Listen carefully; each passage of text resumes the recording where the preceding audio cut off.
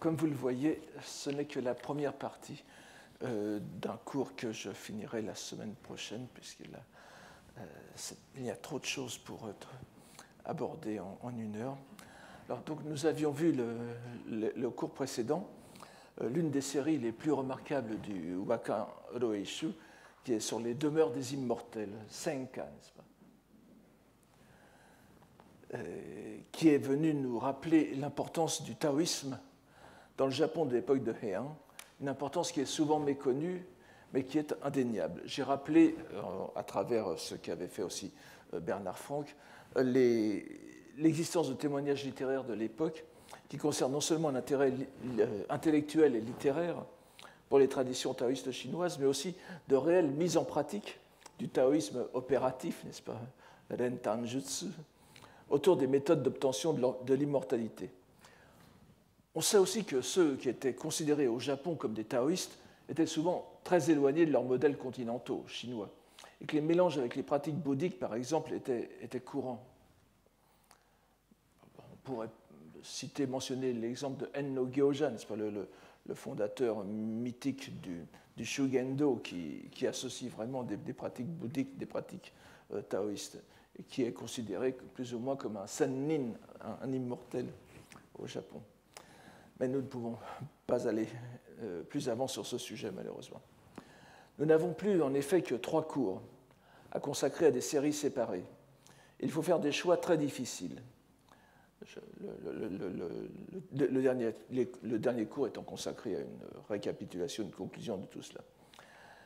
Il semble en tout cas évident qu'il faille s'arrêter aujourd'hui à celle donc, qui donne son intitulé au cours, le Butsuji. Nous reviendrons dans un instant sur ce thème. Mais rappelons tout d'abord que cette série Butsuji, suit immédiatement une autre série portant aussi sur le bouddhisme, Yamadera, ou Temple de montagne, qui fait pendant à la série vue la semaine dernière sur les demeures d'immortels. Vous aviez Senka d'un côté, ensuite Yamadera. On voit tout de suite la corrélation et encore une fois cette espèce de souci d'équilibre du Wakan Roeishu, sur les mêmes thèmes, de montrer plusieurs facettes, encore une fois dans la perspective des Naikyo, Gekyo, n'est-ce pas, dont parlait le préfacier, Mumyo, c'est-à-dire les termes bouddhiques, les doctrines bouddhiques, les doctrines non bouddhiques. Ici, c'est tout à fait évident. Donc, sur le Yamadera, nous n'aurons pas le temps de nous y arrêter, mais il est difficile de ne pas donner, justement, comme exemple de la manière de Kinto, le compilateur du Wakan Roeishu, les 2 wakas qui terminent cette série Yamadera, tant ils sont typiques dans leur enchaînement d'un procédé dont on pourrait chercher dans le bouddhisme l'origine ultime, et où l'on voit les 2 affirmations contenues dans chaque poème s'annuler l'une l'autre, mais où l'on peut aussi discerner dans la touche apportée par le dernier une note d'humour. Ça, je pense que c'est assez typique de Kinto. Pour cette annulation, auto-annulation des poèmes, en quelque sorte, nous en verrons tout à l'heure très brièvement, bien sûr, une raison dogmatique très précise, un fondement dogmatique très, très précis. Mais on peut le voir ici, et nous l'avions vu aussi la dernière fois. On me permettra de ne pas insister sur les auteurs et la source des poèmes et de n'en donner que la traduction. Ça n'a pas trop d'importance, comme vous le savez, c'est l'enchaînement qui compte. On verra d'ailleurs que c'est simplement leur présence et leur position donc, qui importent ici. Le premier poème est une évocation du temps qui passe, comme nous en avons déjà vu de nombreux exemples et comme nous en verrons d'autres. Vous l'avez ici, n'est-ce pas? Yamadera no, donc au temple de montagne, chaque fois que résonne la cloche du soir, nous entendons avec tristesse qu'une journée est passée. Bien évidemment, c'est le thème de l'impermanence que nous retrouverons à la fin du recueil. Mais aussitôt après, voici le dernier poème qui arrive. Vous l'avez aussi ici. Donc, qui s'énonce en ces termes. Qui a au pied des arbres fait sa demeure, tout naturellement, voici qu'il en vient à contempler les fleurs. Ce sont des vers de Mirliton, là je ne l'ai pas fait spécialement pour cela, mais bon, que ça se trouvait. Mais vous voyez bien que ce poème de l'empereur Kazan donc qui est mort en 1008, rappelle que même pour le moine qui a choisi de quitter le monde, voire ici pour l'ermite bouddhique qui vit seul au pied d'un arbre, la beauté de la nature est impossible à ignorer et vient le replonger dans l'univers du visible, Ido, n'est-ce pas, puisque c'est n'oubliez pas que c'est le terme le plus général qui désigne l'attrait du monde, l'attrait presque pécamineux, ce qui va vous maintenir dans le cycle des morts et des renaissances. Mais ici, c'est un rappel sur le mode désabusé de la difficulté de s'arracher pleinement au monde phénoménal, et une sorte d'ailleurs d'acceptation de ce monde. Cela est cependant une lecture au premier degré, car si nous poursuivons notre lecture et abordons la série suivante, nous allons constater que le point de vue peut changer du tout au tout. C'est, comme vous le verrez, donc sur le statut même de ces poèmes comme affirmation. Donc, je l'ai dit, cette série est placée sous l'intitulé Butsuji, que l'on pourrait lire d'ailleurs Hotoke no Koto, si vous voulez, les choses de Bouddha, en lecture kun, en lecture explicative, lecture qui a au moins le mérite de suggérer l'ampleur des sens possibles de ce terme. Il serait d'ailleurs peut-être plus sage, si nous devions traduire cet en-tête, d'en rester à cette traduction, qui laisse au lecteur le soin d'en apprécier les diverses nuances possibles. Nous pouvons néanmoins les ramener, ces nuances, à deux principales. Commençons par celle qui est la plus répandue dans la littérature générale, c'est-à-dire non spécifiquement bouddhique, et qui est d'ailleurs le sens dans lequel il est habituellement pris en japonais moderne. Il s'agit du rituel bouddhique, plus ou moins synonyme du terme hoji, n'est-ce pas, nori no koto. Je reviendrai dans un instant sur le terme jin. Et plus spécialement sur ce qui concerne les rites funéraires. C'est le sens que l'on trouve dans un texte aussi célèbre que le Tsulezu Degussa, par exemple, n'est-ce pas, qui est bien plus tardif que ce que nous avons ici, puisqu'il a été rédigé vers 1330. N'est-ce pas, bon, vous connaissez ce texte très connu de Urabe Kenko, qu'on a parfois comparé à Montaigne en France. C'est très différent, mais ce sont des petites notices. Et sur l'une de ces notices, nous avons ici cette notice qui est tout à fait typique du sens habituel, je dirais, de Butsuji. Vous voyez, Shito ni okurete. Ce n'est pas je suis arrivé en retard, n'est-ce pas? Donc, un ami est mort avant moi, n'est-ce pas? Je suis en retard sur sa mort, en quelque sorte. Je reste derrière lui. Donc, Shito ni okurete, Shijuku nichi no Butsuji ni, arushiji ni o shoji haberishi ni, seppo imijikushite, minabito namida o nagashikeri. Donc, vous voyez, le rituel bien connu, la cérémonie des 49 jours après le décès, c'est qualifié de Butsuji. Ici, c'est le sens tout à fait normal. Donc, oui, à la mort d'une personne, pour la cérémonie du 49e jour, on a invité, ou j'ai invité un saint homme, un moine, qui a fait un sermon d'une telle ferveur que tout le monde en versait des larmes. Enfin, bon, ça n'a pas. Je vous donne simplement ici comme exemple cette acception courante de Butsuji. C'est là aussi ce sens qui vient en premier à l'esprit lorsque l'on considère ce titre de Butsuji dans l'enchaînement des titres du Roeshu. Nous avons d'abord Yamadera, ensuite Butsuji, ensuite So, ensuite Kankyo. Donc on pourrait, c'est-à-dire donc les temples de montagne, après le temple viendrait le rituel du temple, les rites du temple, ce serait tout à fait normal, puis les moines, So, la communauté bouddhique qui assure ces rites, puis ensuite Kankyo, donc la retraite. D'un côté vous auriez la vie liturgique, de l'autre la vie érémitique. Ce serait donc assez naturel de prendre Butsuji au sens de liturgie, au sens ancien de liturgie, n'est-ce pas, qui est service du culte. Et d'ailleurs, le fait que les commentateurs modernes ne s'attardent pas à expliquer le terme même de Butsuji, malgré tous les abondants commentaires, signifie probablement qu'ils le prennent eux aussi dans ce sens. Il en existe cependant un autre, qui, s'il est moins répandu dans les textes généraux, c'est-à-dire littéraires et populaires, n'en est pas moins connu de tous. Un sens qui est clairement répertorié encore à présent dans les dictionnaires, c'est celui de conduite de Bouddha, que l'on pourrait traduire aussi par œuvre de Bouddha, au sens où l'on parle par exemple d'opus dei. Ce n'est pas tout à fait la même chose, vous en doutez bien, mais au moins pour le sens de opus, ça serait cela. Il s'agit alors de la conduite que montre un Bouddha dans le monde, un Bouddha ou un Bodhisattva. C'est bien sûr une activité salvifique qui consiste à sauver les êtres, mais non pas à les sauvant au sens où nous pourrions l'entendre communément, c'est-à-dire à les soulager directement de leurs souffrances matérielles, immédiates. Certes, cela, les Bouddhas et Bodhisattvas le font aussi, mais leur activité essentielle, celle qui est véritablement efficace et fructueuse parce qu'elle s'étend bien au-delà du soulagement immédiat, c'est de faire aux êtres le don de la loi. Le texte bouddhique fondamental de l'époque de Heian, le Sutra du Lotus, le Hokkekyo, est la source scripturaire principale pour comprendre cette acception du terme Butsuji. Disons d'abord qu'il se présente dans le sutra sous deux formes, deux variantes, qui sont dépendantes l'une de l'autre. La première, qui survient en premier justement dans le texte, dès le chapitre 2 sur les expédients salvifiques, le Hobembon, est d'ordre très général.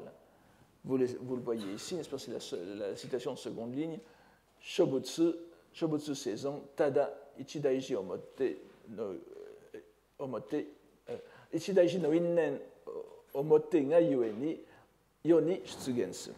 Les éveillés, les vénérés du monde, n'apparaissent au monde qu'en raison d'une unique grande œuvre.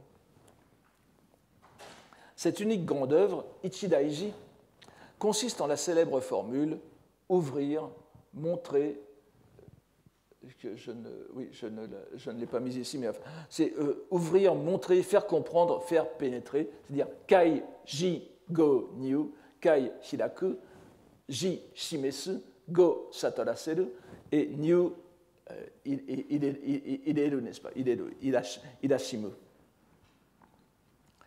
Donc c'est unique, c'est donc ouvrir, montrer, faire comprendre et faire pénétrer les êtres dans le savoir et la vision de Bouddha, Butchiken, ce caractère ici, c'est une vision et un savoir et une vision du monde qui est propre au Bouddha, éventuellement au Bodhisattva. Ça correspond tout à fait à un terme sanskrit qui est Buddha Jnana Darshana, qui est la prérogative des Bouddhas et que l'on trouve spécialement, les allusions dans le Sutra du Lotus à cette sagesse en quelque sorte opérative de Bouddha sont très nombreuses.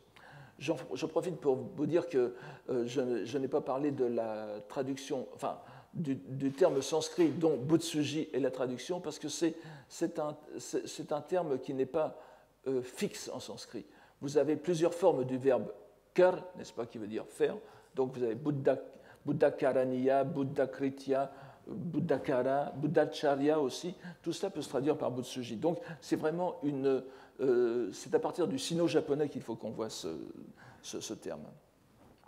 Donc le terme de Ichidaiji n'apparaît que dans ce passage du Sutra du Lotus. Mais nous avons aussi le mot Butsuji dans ce même sutra, qui en est voisin par la forme et utilisé dans différents chapitres du sutra dans un contexte plus précis qui montre une différence marquante avec Ichidaiji. On peut toutefois montrer qu'il s'agit simplement d'une différence de degré et que Butsuji est dans le prolongement de Ichidaiji à un niveau plus phénoménal.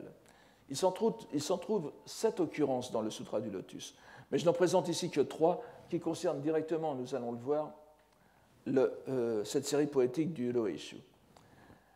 La première se trouve au chapitre 8, les 500 disciples qui reçoivent l'Annonciation, Gohyaku Deishi Jukihon, où est décrite l'activité d'un bodhisattva qui s'appelle Plénitude, n'est-ce pas, Furuna, l'un des grands disciples du Bouddha qui se consacre à la prédication du Sutra du Lotus.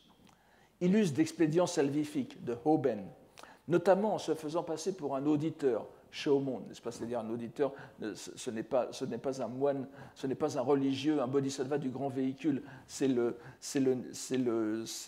un représentant de ce que le Sutra du Lotus appelle le petit véhicule. Donc il est mieux reçu par son entourage et il peut plus facilement communiquer aux autres la vérité presque scandaleuse du Sutra du Lotus. Enfin, je vous répète simplement le sutra, n'est-ce pas? Et le texte que vous avez là dit la chose suivante. Il convertit de surcroît, donc Fuduna, d'innombrables quantités d'hommes, qu'il établit dans l'éveil complet et parfait sans supérieur, afin de purifier sa terre d'éveillés. Il mène constamment la conduite d'éveillés et convertit les êtres par son enseignement. Vous voyez, Ijo Butsudoko, sono Butsudo o Kyoshimen Natameni, Kyoku Sen Natameni. Donc c'est purifier sa terre de Bouddha. Et vous avez ce terme que vous avez au milieu de la citation, ce que j'ai traduit par l'éveil parfait sans supérieur, complet parfait sans supérieur, c'est Anokutara Samyaku Sambodai. Nous le reverrons tout à l'heure, c'est pour ça que je vous le donne. Donc c'est l'œuvre de Bouddha, la conduite d'éveillé, et donc ici la pratique de Bodhisattva, déployant les expédients salvifiques pour les êtres, tout en préparant pour eux-mêmes leur future terre de Bouddha. Vous savez que c'est ainsi qu'on résume la conduite de Bodhisattva. Jigyo Keta, il pratique pour soi-même et il sauve, il convertit les autres. La seconde citation, tout aussi pertinente pour notre enquête, se trouve à l'un des plus importants chapitres du Sutra du Lotus, le chapitre 16, la longévité de l'ainsi venu, n'est-ce pas? Le Nyoraiju Yohon. Ne revenons pas ici sur le message essentiel qui est révélé dans ce chapitre, ça nous ferait passer beaucoup trop de temps. Et nous voyons qu'il y a ici le terme de savoir et vision de Bouddha, Butchiken, qui était lié au terme de Ichidaiji tout à l'heure, réapparaît ici avec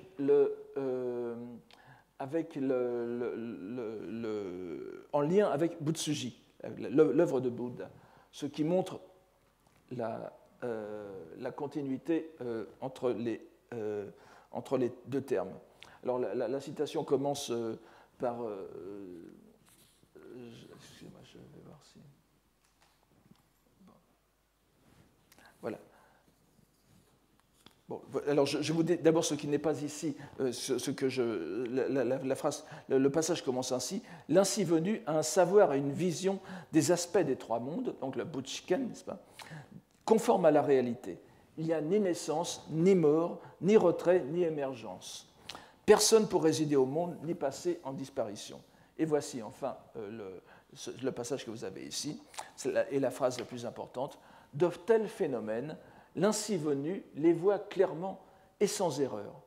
Parce que les êtres ont toutes sortes de racines, de désirs, de pratiques, de notions et de discriminations, il veut les mener à produire les racines de bien et leur prêche toutes sortes d'enseignements par une quantité. Alors c'est ici, vous avez ici la deuxième ligne avant la fin. Nyakan no innen hiyu gonji shushu no seppo omotte. Donc,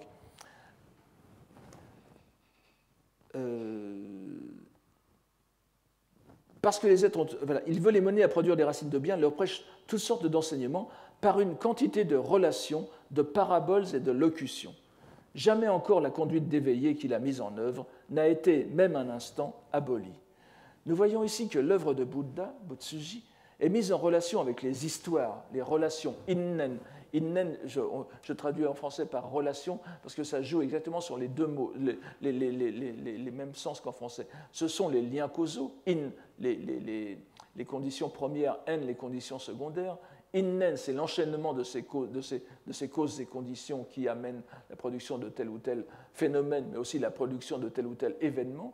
Et c'est en même temps les histoires. Les histoires, vous savez que le Sutra du Lotus se divise, enfin, il y a beaucoup de choses, mais les parties narratives du Sutra du Lotus sont soit des paraboles, ce qui vient après, hiyu, n'est-ce pas, c'est tatoe, c'est-à-dire parabole ou comparaison, métaphore ou comparaison, et puis des relations, des innen, n'est-ce pas, lorsque le Bouddha parle de la vie d'un bodhisattva, comme Fuluna tout à l'heure. La vie de Fuluna est montrée depuis ses origines, sa conversion, jusqu'à son futur état de Bouddha. Là, c'est une relation. Et ce sont donc deux termes tout à fait liés au troisième, Gonji, n'est-ce pas? Donc les locutions, les paroles et mots, tout cela résume Innen et Hiyu, et Gonji est tout à fait rapprochable, et on l'a vu d'ailleurs utilisé dans le même sens que le mot de Bunshi que nous avions vu il y a 2 cours, c'est-à-dire la littérature, les belles lettres et dont nous avons vu qu'il était pratiquement équivalent en japonais de kotonoha, c'est-à-dire de langage. La troisième citation est proche de la première, et c'est pour cela que je la donne ici, non par attachement à la redondance, mais pour montrer que par 2 fois, le terme de Butsuji, d'œuvre de Bouddha, se trouve employé avec un autre mot. Cette citation se trouve au 27e et avant-dernier chapitre du Sutra du Lotus, qui est la conduite originelle du roi ornement sublime, Myoshogon no Honjihon. Et voici cette citation. Donc, que ce soit un fils de bien ou une fille de bien, c'est parce qu'il aura planté des racines de bien qu'il trouvera, d'existence en existence, des amis de bien capables de faire œuvre d'éveillé et de leur donner révélation, enseignement, profit et joie, ainsi que de les faire entrer dans l'éveil complet et parfait sans supérieur. Encore une fois, Anokutara Samyaku Sambodaya. Donc l'œuvre de Bouddha est liée à la mise en pratique des expédients salvifiques, dont les plus fondamentaux sont effectués à l'aide de la parole. C'est toute l'activité liée à la prédication de la loi, Seppo, dont le but ultime est la révélation du lotus, qui mène à l'éveil parfait sans supérieur. Retenons ce terme, donc, Anokutara Samyaku Sambodai, qui résonne de façon un peu rabelaisienne en japonais. Nous le retrouverons plus tard, et plus spécifiquement la semaine prochaine. Vous verrez pourquoi je tiens à partir de cela, parce que nous allons y retomber dans les derniers poèmes. Il est en conséquence nécessaire d'avoir à l'esprit ce second sens, en réalité le sens premier de Butsuji, si nous voulons comprendre la dynamique de la série qui porte ce titre. Nous en tenir au sens habituel de rituel bouddhique ne peut qu'entretenir l'incompréhension. L'importance de cette série est soulignée par le grand nombre de poèmes qu'elle comporte, pas moins de 17, ce qui en fait sans doute la plus longue série du recueil, dont 13 poèmes de style chinois et 4 waka de langue japonaise. Cette richesse nous oblige à les expliquer plus brièvement encore qu'à l'ordinaire, mais malheureusement ça ne suffira pas pour une heure de cours. Et là encore, nous sommes obligés de les présenter, nous ne pouvons pas les sauter, parce qu'il faut les présenter un par un pour restituer l'enchaînement dans toute sa subtilité. La série n'est pas singulière que par sa longueur. La première chose qui frappe lorsqu'on l'aborde, c'est la citation initiale. Nous avons vu jusqu'à présent que chaque série était ouverte par un fragment poétique, le plus souvent de Pochuyi, de Hakkyoï, de Hakku Rakuten, suivi par le grand ami de Pochuyi qui était Yuanzhan Genshin, ou bien un autre poète chinois, comme nous avons vu la dernière fois. Très rarement un poète sino-japonais. Cette série sur l'œuvre de Bouddha est exceptionnelle en ce qu'elle s'ouvre sur une citation d'un traité bouddhique. C'est un texte que nous connaissons bien, au moins par son titre, car nous l'avons déjà vu à plusieurs reprises surgir dans les thèmes poétiques abordés il y a 2 ans. Nous n'avons pas manqué de rappeler combien ce traité, la somme de quiétude et de contemplation, le Makashikan en prononciation japonaise, Mohojiguan en chinois, n'est-ce pas, bien sûr fondamental dans la scolastique Tendai, était aussi connu en dehors des cercles monastiques et faisait partie du bagage intellectuel des lettrés de Heian, d'autant plus qu'il était considéré comme le plus haut niveau de l'herméneutique du Sutra du Lotus. C'est un texte éminemment scolastique, donc, mais en même temps, comme son titre l'indique, Makashikan, la somme de quiétude et de contemplation, et vous savez que dans les textes du Tendai de l'époque de l'auteur, de Chingi, que nous allons voir tout à l'heure, Shikan est utilisé comme synonyme de zen. C'est absolument indiscutable dans l'œuvre de Chingi. Donc on pourrait presque dire la somme de méditation. Je n'entre pas dans les détails de ces pratiques, mais qui sont donc dans ce qu'on appelle le Tendai Sandaibu, les trois grands textes, la trilogie du Tendai, n'est-ce pas, comme le disait Jérôme Ducor, le Makashikan est considéré comme le texte le plus élevé et qui est censé livrer les arcanes de la méditation. Donc, du point de vue formel, nous remarquerons que le fragment tel qu'il est inséré, je vous le donnerai un peu plus tard, voilà, c'est comme ça qu'il se présente, n'est-ce pas? Vous voyez qu'il se présente un peu comme sous la forme d'un fragment poétique. J'y reviendrai tout à l'heure, mais il est tiré en réalité de cela. Du point de vue formel, nous remarquerons que le fragment tel qu'il est inséré dans le Roeishu est légèrement remanié afin de lui donner une allure poétique. Le mieux est sans doute de donner tout d'abord le texte tel qu'il apparaît dans la somme de contemplation. Je vous le donne ici, je ne mets pas de kundoku, je vais le lire lentement et je vous invite à suivre sur le Kanbun, n'est-ce pas? Le grand compatissant, Daishi, c'est-à-dire le Bouddha, a pris en pitié tous ceux qui n'ont pas entendu la loi. Il en est comme lorsque la lune s'est cachée derrière les chaînes de montagnes. Chozan ou Jiusen, ça veut dire plutôt les montagnes accumulées, mais je traduis par chaîne de montagnes, c'est les montagnes qui sont de plus en plus hautes, n'est-ce pas? Donc, il en est comme lorsque la lune s'est cachée derrière les chaînes de montagnes. L'éventail que l'on brandit en donne une idée. Ou lorsque le vent s'arrête dans l'éther, secouer un arbre enseigne ce qu'il est. Les hommes actuels ont l'esprit obtus. La vision mystique leur est pénible. L'œil cède de la forme pour exercer ses facultés. Et avoir recours à un texte est plus aisé. Mais si l'on trouve dommageable d'être enfermé dans un texte, il sera nécessaire de se rendre compte que le texte est non-texte. Hibun. C'est exactement le principe que nous avions tout à l'heure et que nous avons vu la dernière fois aussi, dans la série sur la langue, justement. Je reviendrai là-dessus. Donc, il sera nécessaire de se rendre compte que le texte est non-texte. C'est presque du Derrida, n'est-ce pas? En saisissant que tous les textes ne sont ni texte ni non-texte, on sera capable d'obtenir tous les niveaux d'intelligence sur un seul texte. C'est en ce sens que nos trois textes constituent une sorte d'accès à l'un. Ce passage appartient en fait à la préface de la somme de contemplation, la préface qui est l'œuvre d'un moine qui s'appelle Guanding, c'est-à-dire Kanjo en japonais, qui est le disciple de Chingi. Mais cela n'a pas d'importance pour notre propos. Nous avons, grâce à cette citation, une idée de la subtilité de la scolastique Tendai, et nous ne nous arrêterons ici qu'à l'essentiel. Bon, par exemple, il n'est pas facile d'entrer dans le détail de ce que sont les trois textes ici, mais nous le laisserons dans le mystère pour l'instant. Le sens général est clair. Les êtres humains n'ont pas accès à la loi en sa perfection. Le Bouddha, par compassion, leur a donc remis les textes qui exposent cette loi. Mais ce ne peut être qu'un pis-aller, comme montrer un éventail pour évoquer la lune, alors que celle-ci s'est cachée derrière les montagnes, ou bien secouer un arbre lorsqu'il n'y a pas de vent pour évoquer l'effet du vent. Enfin, il ne faut pas que ce soit un arbre trop gros, bien sûr. Et évoquer l'effet du vent et montrer par là ce qu'est le vent. Tout cela parce que les hommes actuels ne sont plus capables de vision mystique. Remarquez le terme utilisé ici par le Makashikan, la somme de contemplation. C'est le terme que vous avez en avant-dernière ligne, Gennan. On se souviendra peut-être que ce n'est pas la première fois que nous le rencontrons. Il était utilisé dans la Rhapsodie sur l'art littéraire de Lu Shiheng, Likushiko, n'est-ce pas, le Bun no Fu. Dans une phrase que François Martin avait ainsi traduite, je répète cette phrase, le poète se met au beau milieu du monde pour observer les choses dans tout leur mystère. En ces âges heureux, le poète pouvait accéder à la réalité et en rendre compte dans l'acte poétique, cette réalité se livrant dans la contemplation de la nature.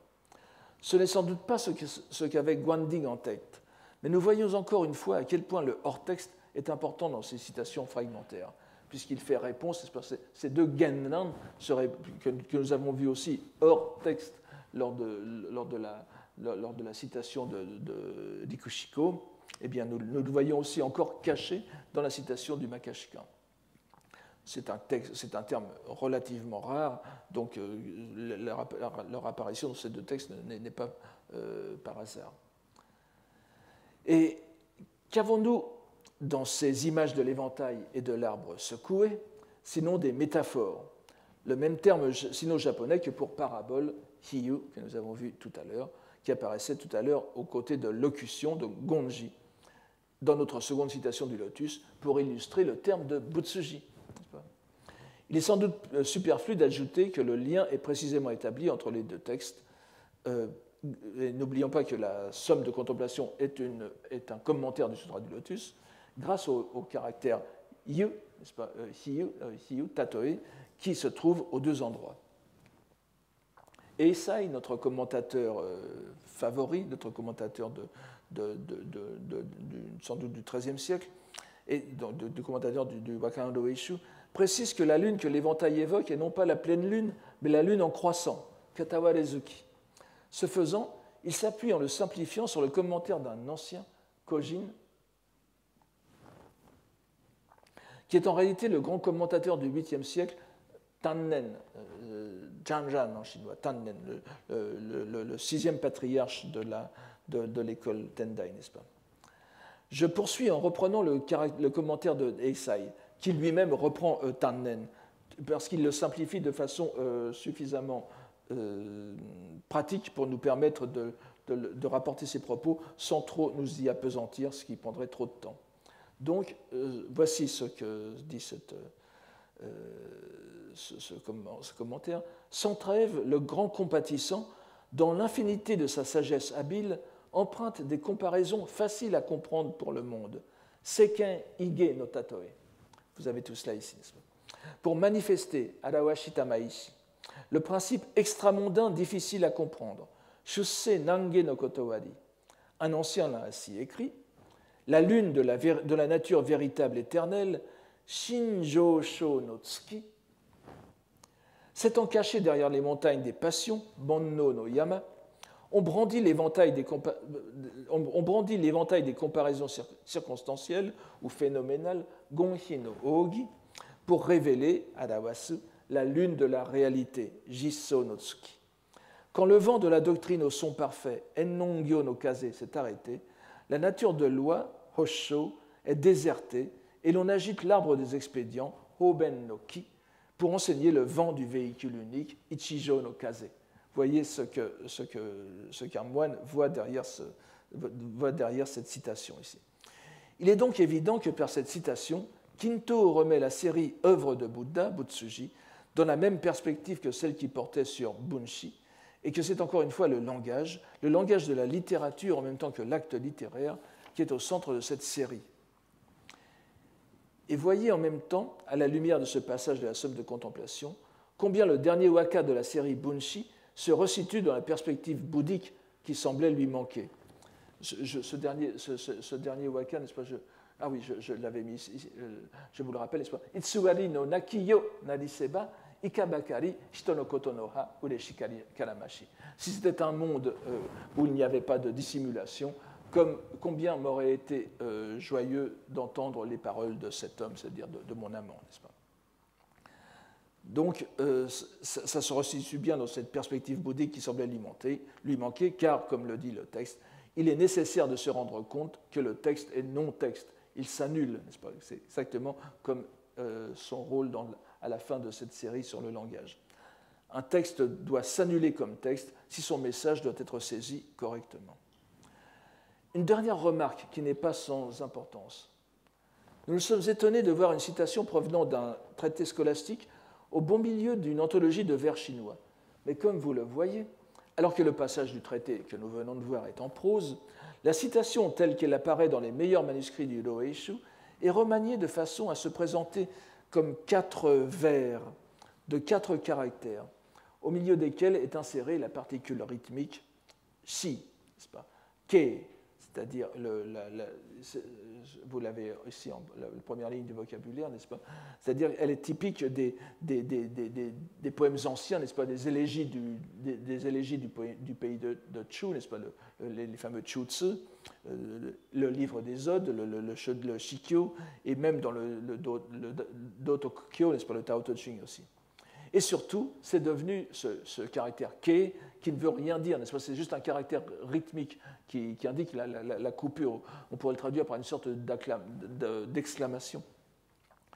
mais c'est devenu typique du style des rhapsodies, des fous. Ce qui fait que le esquinto, je ne sais pas, il se peut que ce soit déjà quelqu'un qui l'ait fait pour présenter cette citation de façon à ce que de façon à ce qu'on puisse en faire par exemple une calligraphie sur un paravent. Ça pourrait être d'ailleurs un paravent orné de motifs d'éventail, comme on en a, puisque c'est ici. Mais c'est un remaniement, donc, de transformation en texte littéraire d'un texte purement scolastique. Donc, c'est ce que nous avons dit tout à l'heure, n'est-ce pas?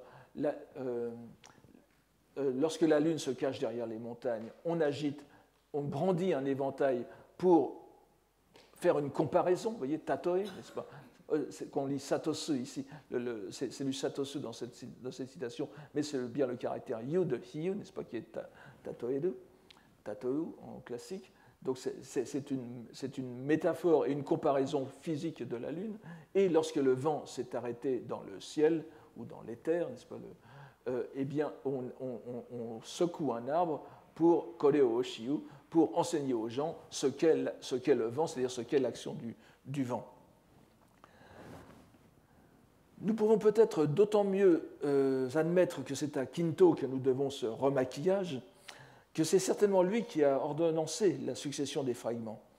Et nous pouvons encore une fois d'autant mieux admirer ce coup audacieux qui donne en réalité sa pleine légitimité doctrinale, parce qu'il donne sa pleine légitimité doctrinale à la seconde citation, et qui lui fait reprendre l'enchaînement normal, puisque cette seconde citation est de Po-Chuyi. Nous avons vu déjà, nous l'avons déjà vu, n'est-ce pas, je ne vais pas trop m'y attarder, nous avons vu combien il était important dans la conception que les Japonais se sont faites de la création poétique dans le cadre de la doctrine bouddhique. Puisse l'œuvre d'écriture, je vous donne la traduction, puisse l'œuvre d'écriture profane que j'ai faite en la présente existence, cette faute que sont les propos fous et les paroles spécieuses de la poésie, Kyogen Kigyo, ou bien Kyogen Kigo, comme on le lira plus communément, c'est ici qu'apparaît cette expression, n'est-ce pas? Donc cette faute que sont les propos fous et les paroles spécieuses de la poésie, se retourner pour devenir dans les existences, se renverser, s'inverser, comme l'inversion des valeurs, n'est-ce pas? Se retourner pour devenir dans les existences futures cause de louange au véhicule de Bouddha et condition de mise en branle de la roue de la loi. Fin de citation.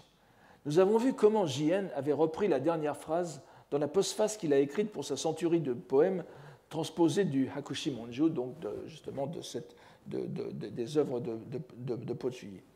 Et nous ne revenons pas sur son rôle dans les conceptions du rapport entre bouddhisme et création littéraire au Japon.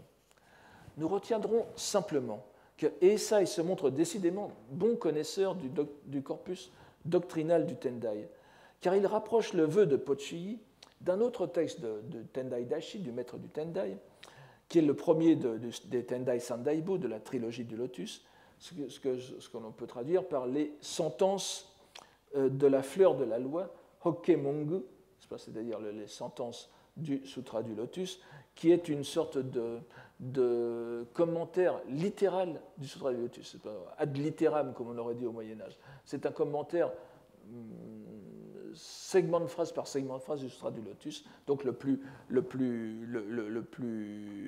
primaire en quelque sorte. C'est une sorte de propédeutique à la compréhension du Sutra du Lotus. Après cela, on lit le second traité de Tendai Dashi qui s'appelle qui s'appelle le Gengi, n'est-ce pas, Hokke Gengi, c'est-à-dire le sens mystique du Sutra du Lotus, et nous finissons par le Makashikan, la somme de contemplation. Alors donc c'est une expression qui vient de ce premier traité de la trilogie du Lotus, où nous trouvons une expression donc, qui est comprise dans la tradition Tendai comme le prolongement de l'expression Kyogen Kigyo. C'est ce que je vous donne ici. Le premier caractère, c'est le caractère. Les trois shikas, n'est-ce pas, les trois serres, c'est le caractère complexe pour so, qui veut dire donc somatsu no so, n'est-ce pas, ce qui est grossier, ce qui n'est pas subtil. Donc, on peut lire cela. Sogon kyu nango, kaiki daichigi, donc Sogon Oyobi Nango, donc les paroles rudes et les propos rudes et les molles paroles, ou raffinées ici, convergent tous vers le sens primordial. Il s'agit en réalité d'une citation du Sutra de l'extinction, du Nihangyo, mais elle est le plus souvent rapportée comme des propos de Tendai Daishi. Nous remarquons aussi qu'elle se situe encore dans un contexte expédientiel sur les Hoben, donc c'est la dernière citation, d'où est tirée cette citation. Il convient de savoir que la variété des doctrines orales, qu'elles soient voilées ou claires, circonstancielles ou réelles, constituent toutes des nas et collets. Vous voyez le dernier caractère, sente, sentote, les deux derniers caractères de la citation, qu'on peut lire par ue et wana, qui veut dire donc les nas pour attraper les lièvres et les collets pour attraper les lièvres et les nas pour les poissons. Donc, c'est en remettant la citation de Pochuyi dans la perspective des sentences du Sutra du Lotus, Eisai ne fait que prolonger le mouvement qui prend sa source dans la série elle-même, avec la citation de la somme de contemplation qui colorie l'ensemble de l'enchaînement. Donc, après ces deux citations d'ordre général, et pour ainsi dire programmatique, celles qui suivent nous ramènent au plus concret de la pratique bouddhique, de la vie monastique, mais aussi des buts auxquels aspirent ceux qui s'y adonnent. Et pour commencer, les moines. La troisième citation nous présente un modèle de moine donc. Elle est tirée d'un huitain de Pochuyi, un huitain qui est le premier d'une série de 5 poèmes adressés à 5 moines différents. Celui-ci est destiné à un religieux du nom de Chinyo, qui avait présidé à la cérémonie des 8 préceptes conférés aux laïcs, Haisaikai. Je n'entre pas dans les détails. C'est des préceptes que Pochuyi renouvela chaque année. Il reçut à chaque fois le renouvellement de ces préceptes qui donnent à des laïcs, à des non-moines, n'est-ce pas, la possibilité de faire une conduite en quelque sorte proche de la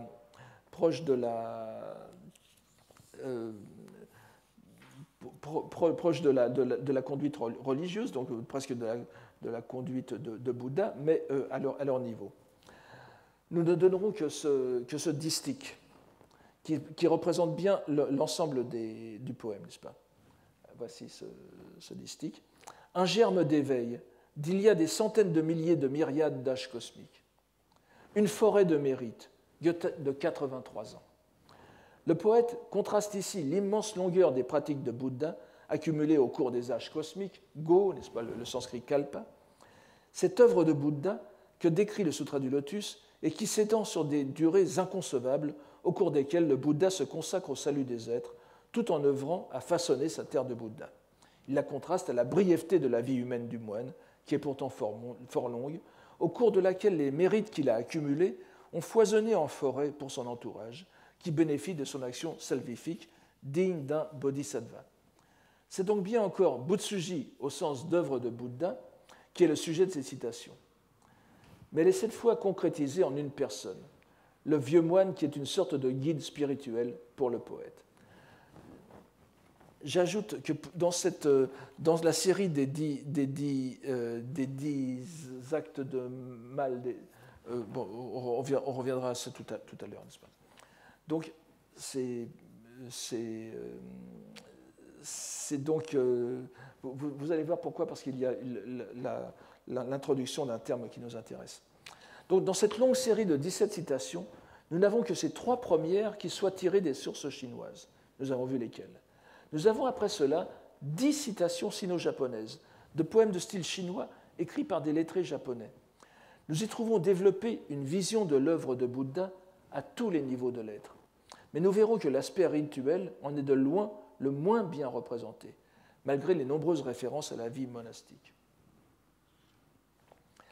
La 4e citation, et la première sino-japonaise, donc, est de Yoshishige no Yasutane, mort en 1002, que nous avons déjà rencontré, auteur entre autres du Chiteiki, le prototype, dit-on souvent, du Hojoki, n'est-ce pas, qui est un poète de style chinois reconnu et qui eut pour maître Sugawara no Fumitoki.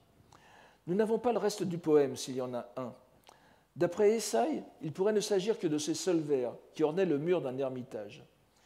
Il reflète une confiance naïve en le vœu du Bouddha Amida, à moins qu'il ne soit teinté d'un léger humour, ce qui est peu probable d'après l'idée que nous pouvons nous faire de Yasutane, par exemple dans l'anecdote qui suivra tout à l'heure. Voici en tout cas ces vers. Des terres de Bouddha des 10 Orients, c'est en celle de l'Ouest que je mets mon espoir. Parmi les 9 degrés du trône de lotus, même le degré inférieur me sera bien assez. La terre de l'Ouest, évidemment, c'est la terre pure d'Amida, n'est-ce pas? Saiho Gokuraku. Et ça, il remarque que chacun de ces 9 degrés de proximité au Bouddha Amida, n'est-ce pas, les kuhon, étant irréversible, celui qui y renaît ne risque plus de retomber dans des voies inférieures, ce qui fait que même le degré le plus bas est gage d'une délivrance éternelle. Il est bien évident que le vœu d'Amida d'accueillir en sa terre pure tous ceux qui auront invoqué son nom fait partie de l'œuvre de Bouddha. Il n'est pas besoin de souligner que nous sommes ici dans l'amidisme le plus pur. Cette idée est prolongée dans la citation de style chinois qui est suivante, qui est l'œuvre du prince impérial Tomohira, mort en 1009, l'un des fils de l'empereur Murakami. Dès sa plus tendre enfance, il eut pour maître Yoshishige no Yasutane. Ce n'est donc pas un hasard qu'il vienne ici à sa suite. Nous allons voir aussi après comment l'enchaînement des auteurs est intéressant. On sait aussi qu'il entretint des relations littéraires avec Kinto, allant jusqu'à polémiquer avec lui à propos des poètes anciens. Il mérite d'être signalé que nous avons de lui un opuscule sur les citations de textes non bouddhiques dans le commentaire de Tannen de la Somme de Contemplation. Donc il s'est intéressé de façon approfondie au Makashikan qui ouvre cette série.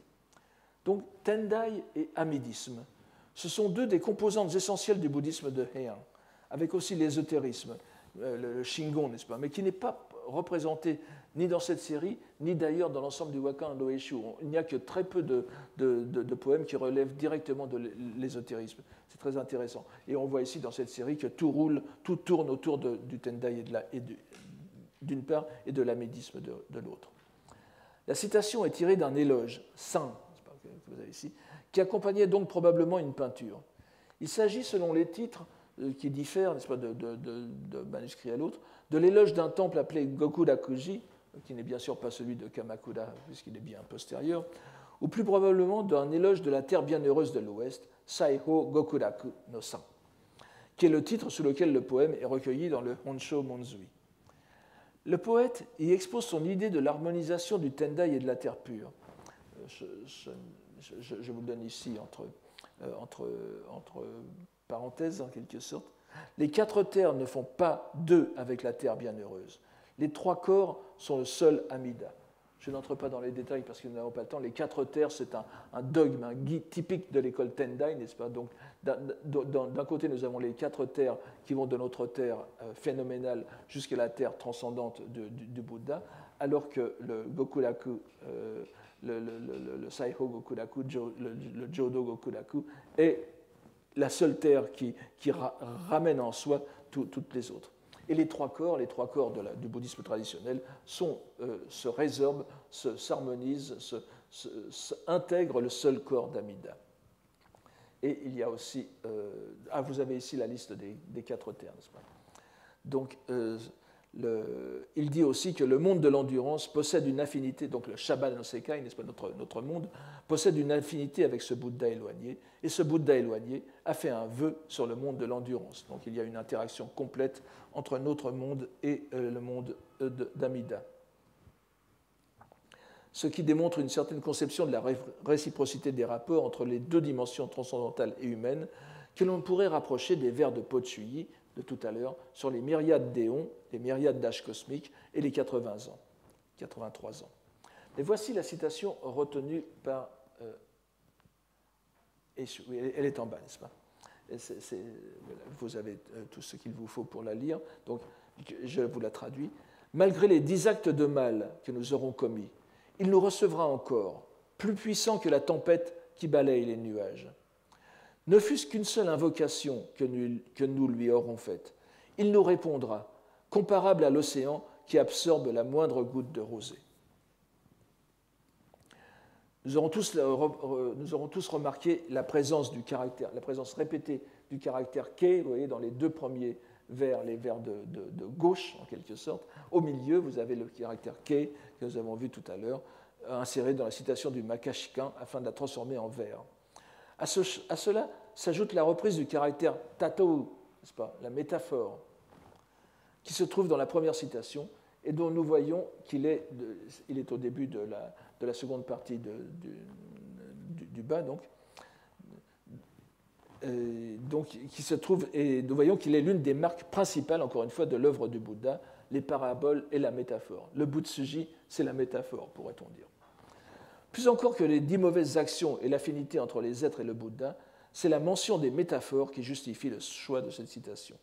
Et remarquez que je ne vais pas vous donner la liste des 10 mauvaises actions qu'il faut éviter, n'est-ce pas? Donc, ces 10 mauvaises actions que l'on promet solennellement d'éviter lorsque l'on prend ces cérémonies laïques auxquelles Pocci faisait allusion tout à l'heure. Vous avez parmi les... Évidemment, c'est ne pas tuer, ne pas voler, etc. etc.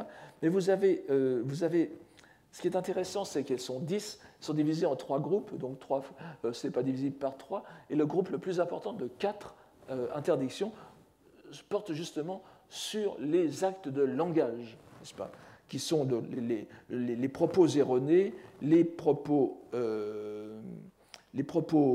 mensongers, liés aux zetsu, n'est-ce pas, propos erronés, propos mensongers, d'ailleurs consciemment, et les haku, n'est-ce pas, la calomnie. Et le dernier, c'est kigo, justement, kigyo, les propos spécieux. C'est ce terme qui est dans la citation de Pocci. Le fragment qui vient à présent est tiré d'une proclamation de vœux, Gammon, troisième ligne, n'est-ce pas? Et il faut la voir, à mon avis, en relation directe avec la citation qui la suivra. Bien que nous le verrons, elles sont fort différentes à première vue, en ce que l'une comme l'autre, elles sont quand même intéressantes, elles sont quand même liées, en ce que l'une comme l'autre nous parlent d'un mode de présence du Bouddha au monde sous forme de représentation. Il s'agit donc de l'œuvre de Bouddha vue cette fois du côté des hommes et de leur propension à avoir recours eux-mêmes à des expédients pour pallier l'absence de celui en qui ils ont pris refuge. Nous avons ici un texte de Oe Masahira, mort en 1012, dont on se rappelle peut-être l'échange de Waka avec sa femme, la grande poétesse Akazome Emon, sur le lait de la nourrice et l'âme japonaise. Je n'y reviens pas. Il fut l'un des grands lettrés de son temps, Dr. Eslet, donc Monjo Hakase, dont nous avons la chance de conserver un recueil de poèmes de style chinois, avec aussi un nombre considérable de pièces insérées dans le Honsho Monzui. Je ne reviens pas, ce sont des noms qui vous sont familiers maintenant, sans compter une douzaine de poèmes japonais dans les anthologies impériales. Du long texte de son Gammon, rédigé à l'occasion d'une conférence sur les 5 périodes, Gojiko, organisée par un religieux du Tendai du nom de Ninko, vous avez tous là ici, n'est-ce pas, donc, qui serait né vers 940 et mort après 1023, ce qui fait une vie assez longue, dont le grand lettré que fut Masahira se faisait le porte-parole. Bernard Franck a montré que, contrairement à ce qui est souvent répété, Ninko ne pouvait être le fils de Minamoto no Toru, les dates ne concordent pas, mais c'est Minamoto no Toru, donc, qui était le fondateur du Kawara no In, qui est le cadre de toute cette citation, résidence luxueuse dont nous avons vu qu'elle fut finalement transformée en temple afin d'apaiser les esprits qui la hantaient. Ninko était disciple de l'illustre religieux Ryogen, que l'on connaît sous le titre posthume de Jie Daisojo, mais aussi qui est peut-être plus connu de tout le monde ici, sous l'aspect démoniaque de Ganzan Daishi, qui fut aussi, à part sa carrière démoniaque, l'un des artisans de l'essor des disputations scolastiques du Tendai, sous la forme des Kogaku Ryugin. Bien sûr, je suis obligé de passer là-dessus très rapidement. Cette cérémonie est placée sous le signe d'un dogme fondamental du sutra du Tendai, de l'école Tendai, qui est les 5 périodes. Et elle est en réalité, ainsi que nous l'apprenons de la proclamation de vœux, non, puisque 5 périodes, ça évoque tout de suite le Tendai, n'est-ce pas?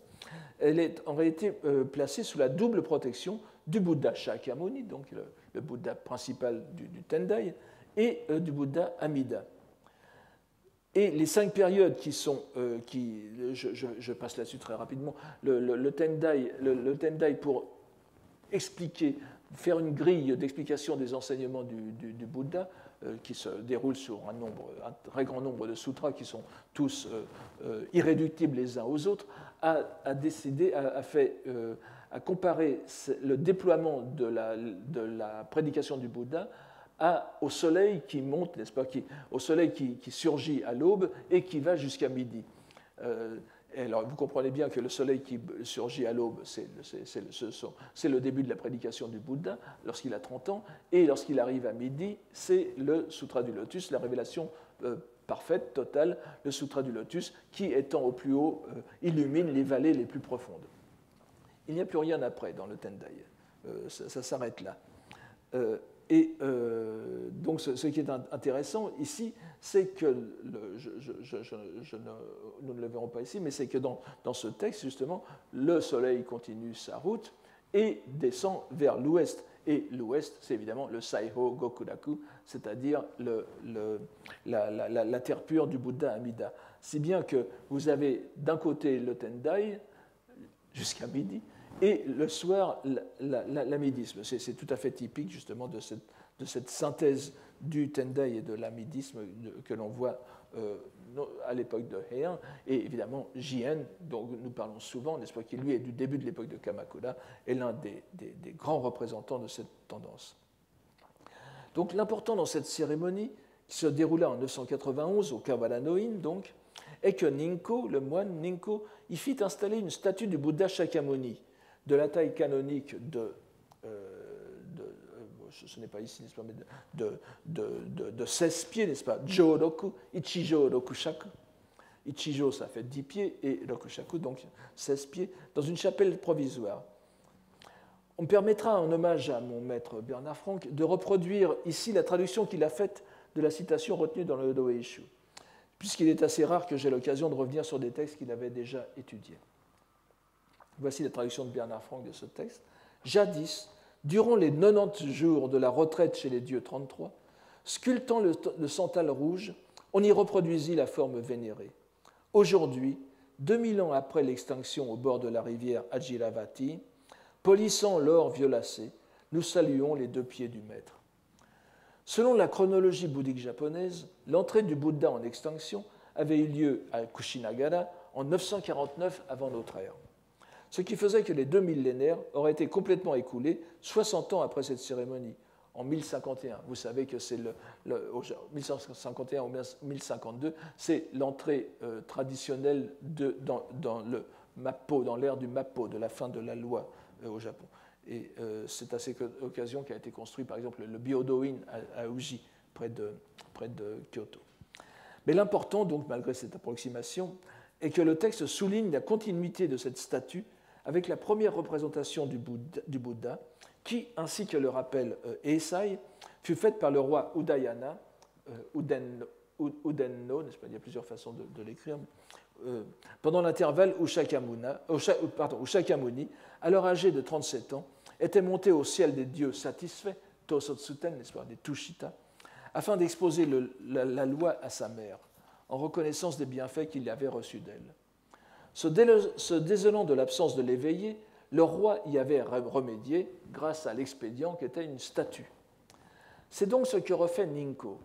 Le texte dit en substance que les Bouddhas des 10 Orients s'étant retirés, les êtres de ce monde d'endurance, le Shabba no Sekai, sont harcelés par les causes de mauvais actes, menant au feu, au sang, aux armes.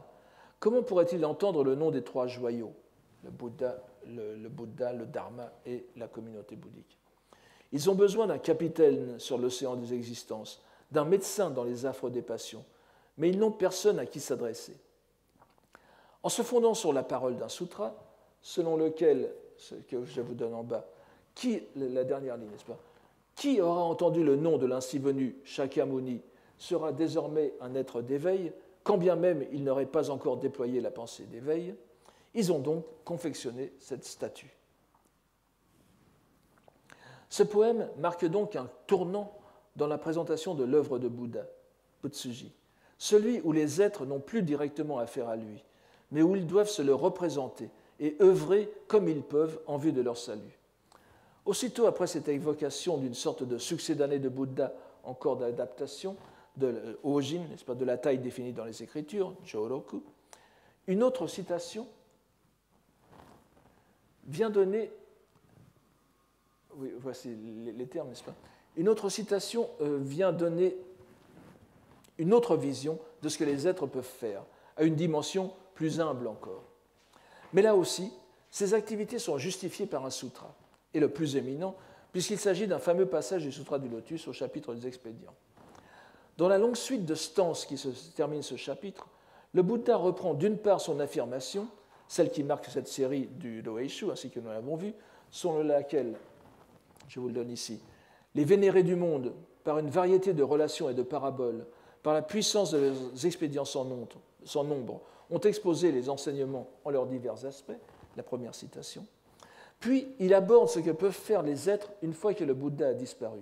Et cette fois, nous voyons que ce qui est dit dans ce sutra du grand véhicule est fort proche de la citation précédente. Je vous le dis ici, je vous la donne ici, la deuxième citation, n'est-ce pas?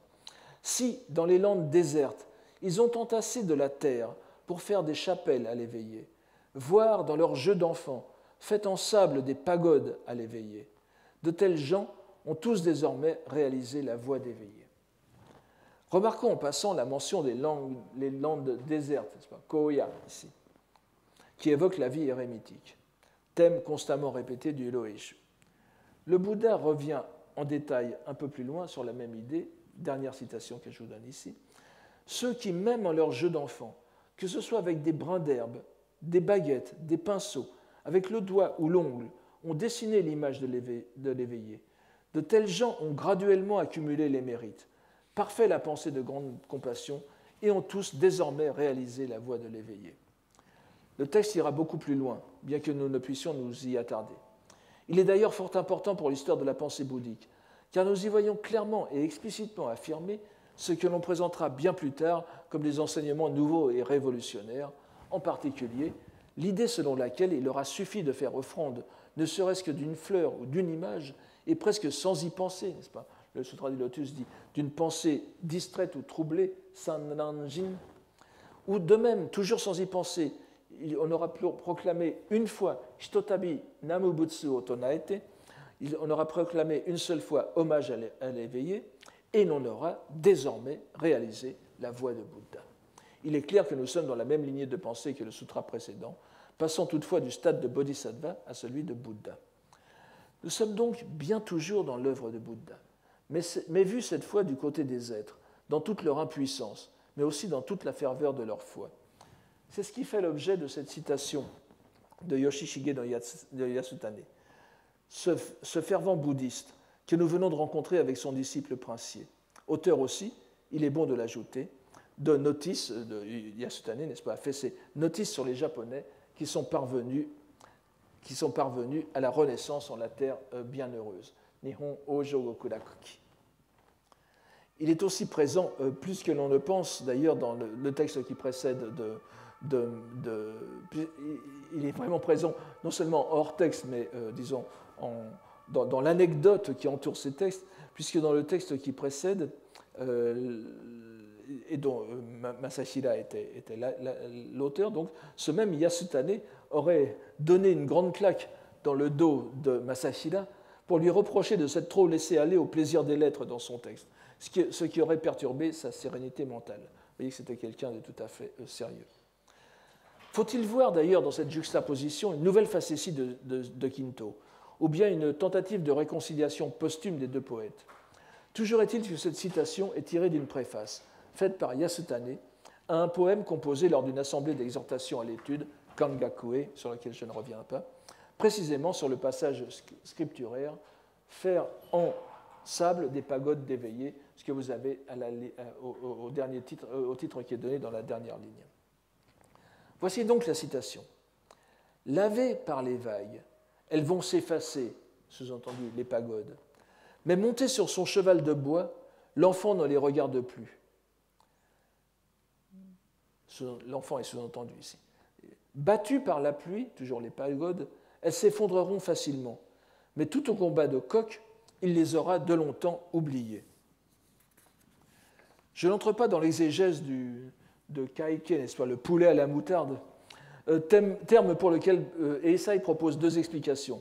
Et j'ai choisi celle de la majorité, c'est-à-dire il semble que l'on enduisait les ailes des coqs de combat de farine de moutarde.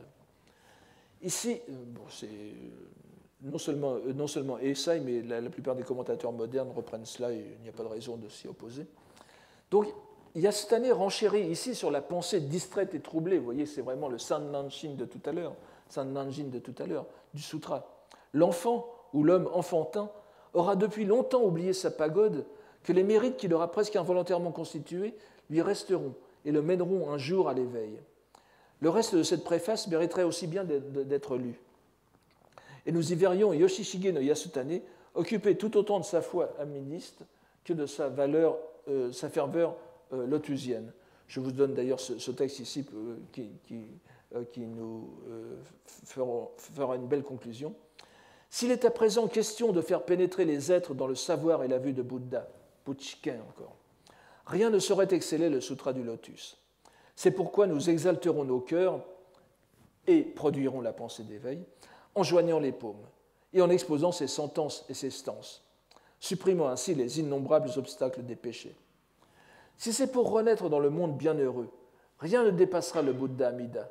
C'est pourquoi nous ouvrirons la bouche et élèverons la voix pour réciter son nom. Ce passage nous ramène directement à la citation du prince Tomohira que nous avons vu plus haut, qui mettait aussi en harmonie les deux doctrines. Or, ce prince avait eu pour maître Yasutane, je le rappelle. Nous remarquerons encore la référence au Buchiken, n'est-ce pas, qui définit l'unique grande œuvre de Bouddha. Ici encore, le hors-texte nous livre un message subliminal que nous ne pouvons négliger. Comme vous le voyez, la matière de cette série est si riche que nous ne pouvons en faire le survol, aussi superficiel soit-il, en une seule heure. Nous la terminerons donc au prochain cours et tâcherons d'aborder aussi la série sur le retrait du monde, si le temps nous en est laissé. Et je vous remercie pour aujourd'hui.